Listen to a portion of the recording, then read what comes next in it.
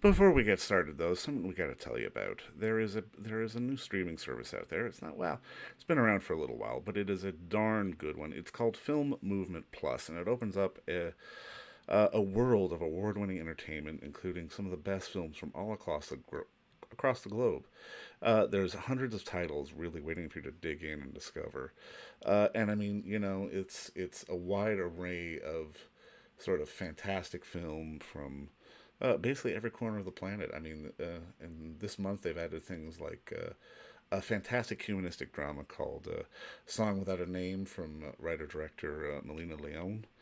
And also, if you're a music fan, there are a bunch of fantastic docs from filmmaker Robert Moog, who did films like Sun Ra, A Joyful Noise, or the Gil Scott Heron documentary Black Wax. There's a lot of really interesting stuff to dive into on the service from all across the globe, and I cannot recommend it enough. And the app is fully available on places like Roku, Apple TV, Amazon Fire, as well as online and on your phone if you need to. It's a scant $5.99 a month, which is a great deal. I mean, none of us are going for Starbucks anymore, so that's basically the price of a coffee. But also, as a listener of this podcast, because we love you so much, Film Movement Plus is going to give you not only a 30-day free trial if you sign up, but they'll give you the next 3 months after that at 50% off when you use the promo code SEATS. So I just, it is basically a steal. So please go sign up for Film Movement Plus today. It is a great one. And you can find all that information and more over at filmmovementplus.com. And don't forget to sign up with the promo code SEATS. Enjoy the show. Ladies and gentlemen, please take your seats.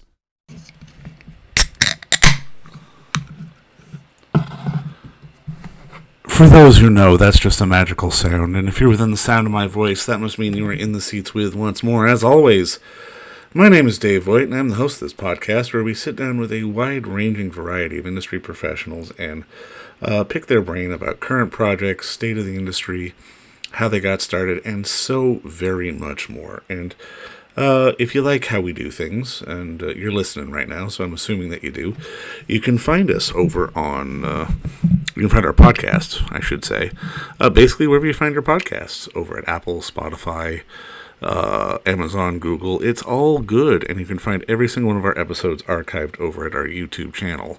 Also, we'd love it if you'd follow us on social media. You can do that at either at In the Seats or at It's Podcast One on Facebook, Twitter, and Instagram for all sorts of fun updates. And finally, and I do dare say most importantly, please pay us a visit over at In the Seats, intheseats.ca, for all the latest and greatest from the world of television, film, reviews, lists, anything else we can think of. It's all fun, it's all games, and we love talking about the moving image, and we all love it when you read about it.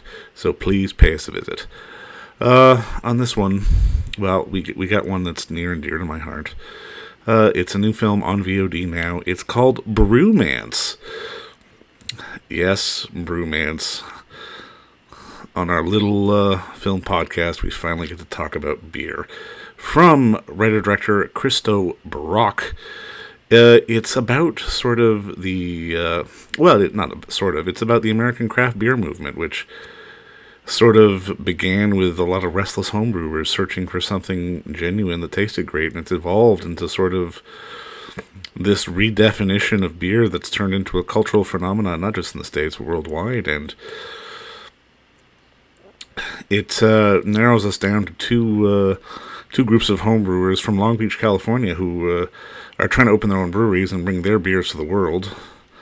And it's got insight from like legendary brewers and like all sorts of people in the industry, and just sort of gives real nuance to sort of not just the personal nature of brewing beer, but how it's become this really creative and interesting business. And we had the distinct pleasure to crack one open, as it were, and talk with Christo just about the magic of finding that perfect beer. And if you watch that movie, I think you should crack one open and have enjoy it. And I hope you crack one open while you're listening to our podcast, because Well, there's nothing like a good beer. But I hope you enjoy our talk, and I hope you enjoy good beer because I certainly know I'm about to. Full disclosure, I'm having a beer while we do this, so. I hope so. Well, I hope everybody has to watch the film with a beer. If you're not, I actually talked to some guy last week, and he's like, I had to run out and get a beer. Well, I mean, obviously, congratulations on the film, but I mean, I guess my first question is because I actually live in Toronto, and I noticed about 5, 6 years ago we had a bunch of small craft breweries start to pop up, and I'm kind of curious, what was the kickoff for you in finding the story? Was it just stuff popping up in your neighborhood, or was there something else? No, it was my buddy Tom. Well, first off, I'd finished my last film, Touch the Wall, and I was looking for a subject. And my buddy Tom told me about this homebrew club meeting that he'd been to, and told me how people bring their beers, they share it around, people like give comments, they tell you how you can make it better. I was like, well, that sounds pretty cool. It's a good way to get to be a good brewer. And then he told me about this one guy who was about ready to open up his own craft brewery, one of the homebrewers there. So we went there, this place called Smog City down in Torrance, and I was floored. I was just overwhelmed, like how awesome each one of those beers were, and how good they tasted. And I thought, oh God, there's a film here, and I did a bit of research to figure out, like, oh, someone already made this film about homebrewers to craft brewers, and didn't seem like it. And then I was like, oh, well, I can find some homebrewers who want to open up their own brewery here. And then I went to the Long Beach Homebrewers Club, and I was kind of sitting in the back being all coy, and then I heard someone say, so Dan, tell us about your breweries. What's happening? And I was like, aha, I found someone. And it turned out to be Dan Sundstrom of 10 Mile. And then he led me to Dan Regan and Eric and Michael of Liberation. And I was like, okay, we're on. Let's figure this thing out.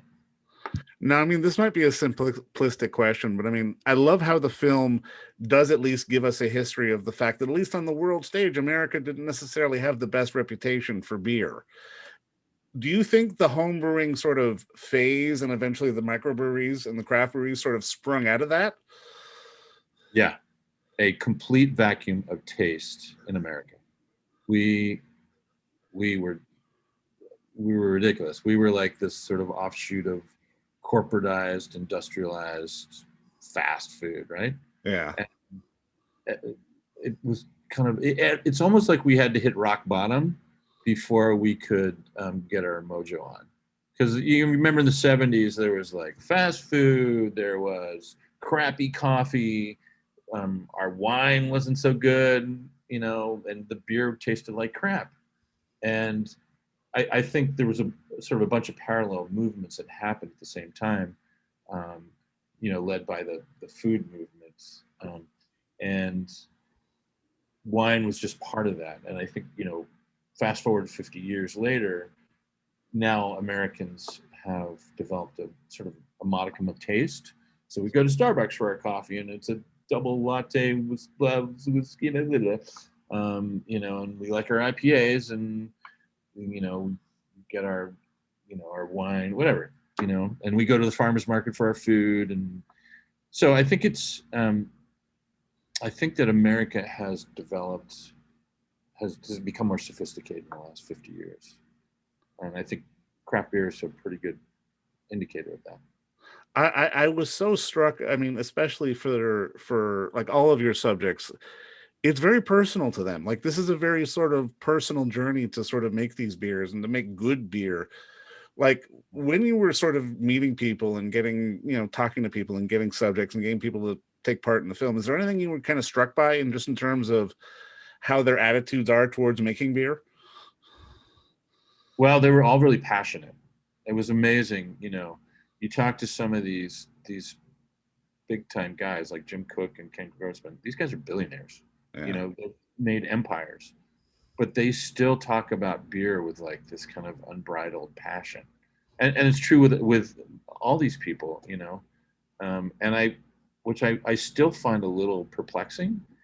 Like, I still think there's something I didn't get at about beer, and I don't there's like something magical about it that I can't I can't figure out. But there's like a whole lot of just love for this liquid. And I think it's also what it brings with it, right? It brings this sort of community, this sort of coming together. And some of it's the alcohol. Yeah, it's Well, alcohol. yeah, More than that to it, right? But there's more. There's more than that to it. It's something communal. You can drink a few beers. right. It's not like you can go with your buddy to the wine shop and have a couple bottles. You know what I mean? It doesn't work. During this whole process, like was everyone more or less on board with you sort of telling this story? Because I mean, especially as a documentarian, you can do research, you can go in, but I mean, at what point do you know you've got a film? That's a really good question. Um, well, I mean, so my background is as an editor. Yeah, So, and it kind of helps now when I go out in the field and shoot because I'm always thinking like, okay, what's happening here? What could happen here? How should I try to approach this scene to make sure that we have something that's of use? But then you just sit in the edit room with your editor and you comb through the mountains of footage that you have, and you hope that you have a whole film there. I mean, in this film, I knew that it was pretty much like from home brewer to the brewery's opening. That was going to be the story. yeah, But one of the problems I had is that they opened actually very different, far apart from each other time wise. right. So 10 Mile was open quite a bit before Liberation. So the liberty of Of course, yeah, yeah. you make them a little bit more parallel, but You still fixed it in post. Now that's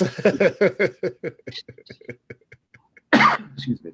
Yeah, but that's part of it, right? That's part of crafting a film is you set yourself out this puzzle and you sort of attack it slowly. We would go scene by scene, try to cut one scene together, and then amass a bunch of scenes. And you put a sequence together, and then you're like, oh, how about this for ending the film? And then let's move this scene over here. And there's a lot of that flipping and flopping, testing until at one point you just stop working on it. now, I mean, especially in your film, I was struck by, like you said before, just sort of the sense of community that was there, and the warmth from everybody that you talk to about just making beer and being passionate about beer. But I'm kind of curious, as you were, especially at these big shows and talking to other brewers, like, was there anybody who you tried to get involved who's maybe a little snooty about their beer? Yes, but yeah, that I will just say it's unfortunate those people missed out a chance to be in the film. I'll just leave it right there. Well, I mean, you got to understand too. Like, I'm a little producer director, and a little indie producer director. I mean, hopefully not that little, but I'm knocking on the door like, hi, you don't know me, but I'd like to make a film about beer, and I want you to be in it. And these people get a lot of requests from a lot of different people, so you have to figure out a way to get on their radar and have them and convince them that they should be in your film. And that's the whole other part of filmmaking, that sort of producing part. It's Yeah. not as much fun. I love how the film really does just give us a sense of it gives the beers almost themselves personality because they're growing them, they're making them, they are characters in and of themselves. And I'm kind of curious, as you were making it, is there anything about not just beer, but I mean maybe about storytelling that you learned along the way? Because I mean each one of these beers that these guys make, like they're really writing their own story inside the beers that they're brewing. Yeah, I mean, so that's one thing that sort of seemed to come out, is that every pint tells a different story, but that these beers that these people make are like kind of personal expressions. I think that's one of the joys of craft beer is that who made that, and when you go to one of these craft breweries, you can usually see the brewer. He's right over there, or she's right over there, and you it becomes a much more personal experience. You taste Budweiser; it's very consistent, but you have no idea who made it. there's a commercial behind it. There's not a story there, you know. But you go in there, someone's got some crazy name, and it's like this incredible peanut butter stout, you know, imperial. You're like, oh, okay, let's try this, and it becomes like someone's creation. I think that's kind of a cool experience. Well, and there's artistry behind it too that really did get lost because I mean, you know, there's nothing wrong with having a Bud Light Lime once in a while, but it's faceless. It's not, you know, it has no personality. It's like these beers that these people make really embody the personalities of the people who make them. Yeah, and it makes it a lot more fun to drink it too, because you For like, sure. or even just like the label. You look at a craft beer label, you're like, wow, that is someone's personal expression, and it's so different. You know, each one is so different. Yeah, I mean, that's exploring the world of craft beer is a cool thing because you could just keep exploring it forever and finding some new favorite beer, you know, some new story. This guy made this out of pine cones up in the Arctic, whatever it is, you know, made it out of bark. Now, during filming it, because I love the last spoiler on the end of the credits that a lot of beer was consumed while making this film. As an independent filmmaker and a producer, how do you find that line between research and then just it delving into pure entertainment as you're working? Well, I will say this: we probably skipped a few pickup shots because we were already down that road of like, yeah, maybe we don't need an establishing shot of this place outside. We're fine. He's already been put away. And Jonathan Navarro, my wonderful sound guy, you know, he walks around with this big rig on his chest, and it's got, you know, all the recording equipment and dials and stuff. And he found a way to put the little tasting glasses that he'd get at beer festivals in the front. So, you know, be able to get a taste of the beer, and he'd be sitting there holding the boom bowl. Oh, that's evil. That's evil. And actually, I did that too when I was holding the camera. We all figured out a way to like, oh, that's a good one. You know, you have to adapt. Now, I mean, for you as a filmmaker, is it finding stories like this that got you into this business? I mean, I always like to ask people sort of what that pivot point was for them when they sort of got started and started off. Like, what was the moment? Was it a piece of work? Was it just something they saw? Like, what kind of got them started in sort of wanting to tell stories like this? Well, it's funny. I mean, when I went to film school, I was like, I'm making fiction films. I'm going to be Frank Capra or Stanley Kubrick, and I kept resisting going towards documentary. Like, no, I don't want. It's too much work. It's too long, you know. But the more I did it, the more I was like, oh, actually, you know what? I really like this. So I came up as an editor in documentary, which is this wonderful place to be because you're really crafting the story alongside the director, and you can, you know, you're using real people and real lives and real situations, yet you are crafting a story, and there's kind of no bigger challenge. If you're someone who's like likes puzzles, like me, like crosswords and whatever, documentaries are like these just big puzzles that are kind of fun to work on for a long time. Well, and I mean, the documentary form is so expansive and it allows for so much creativity that so many people don't necessarily sort of think about. And I mean, it's one of those things that I'm always struck by because, like you say, you're like, it's factual, everything that happened, but you're having to craft a narrative. Like, you still have to manipulate the story the way it has to be done so you can make a film, because you're still making a piece of entertainment at the end of the day.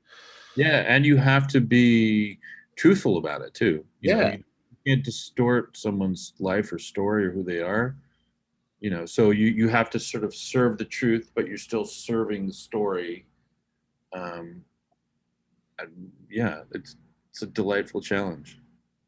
Well, it feels like documentary and beer almost have this sort of side by side parallel track because again, we're seeing so much more creativity with beer. Like you say, there, you know, you can have a peanut butter stout or you can have a documentary about a peanut butter stout, you know. There's nothing wrong with either at this stage. Yeah. I'd rather have the peanut butter stout. So would But yeah, for those who can't, there's Brewmance movie. I. Absolutely. I mean, I guess just to put a bow on this, like ultimately, what do you think the future of, I guess, craft brewing is? Is it stronger than ever? Is it growing exponentially? Because I mean, obviously, we can see some of these smaller breweries sort of get bigger and then get swallowed up by the big guys. We've actually had a couple of those here in Canada, but then smaller ones pop up. It seems like there's always going to be a bit of a level of people bubbling up to sort of try to get bought out by the big boys. Do you Yeah, see that kind of yeah, thing happening down there? absolutely. I mean, I think it'll be interesting to see what happens in craft brewing in the next like 3 years, because COVID, without a doubt, has had a major impact on craft brewers. Mm, When their traffic decreases to 25% of normal for a year or more, I mean, that's hard to recover from, right? And it'll be interesting to see if a lot of, many craft brewers have been shaken out by this. And then what happens 2 or 3 years down the line? Will people just rush back to craft brewers? Here's what I hope. I hope that people go see Brewmance movie and then they run out to their local craft brewer. You know what? That's a good note to end on, because I mean, especially when COVID happened, I mean, like I personally made a point of like supporting the four that are basically in my neighborhood that I could walk Yeah, to try to keep them alive and support this fantastic beer that yeah. so many different people are making. And I think your film really highlights just the beauty of craft beer. And I just want to say thank you again for the time and thanks for the movie.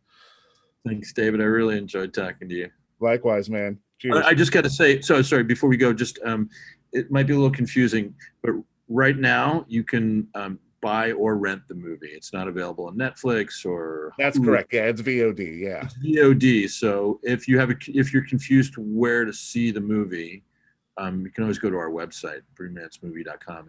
And don't forget to visit our friends over at Bay Street Video for all your DVD, Blu-ray rental, or purchasing needs this summer, as they are still open for curbside and some mailing delivery as well. Over at 1172 Bay Street, Toronto, Ontario, Canada, you can give them a call at 416-964-9088. That's 416-964-9088. Or send them an email at baystreetvideoto@gmail.com for any of your DVD and Blu-ray needs.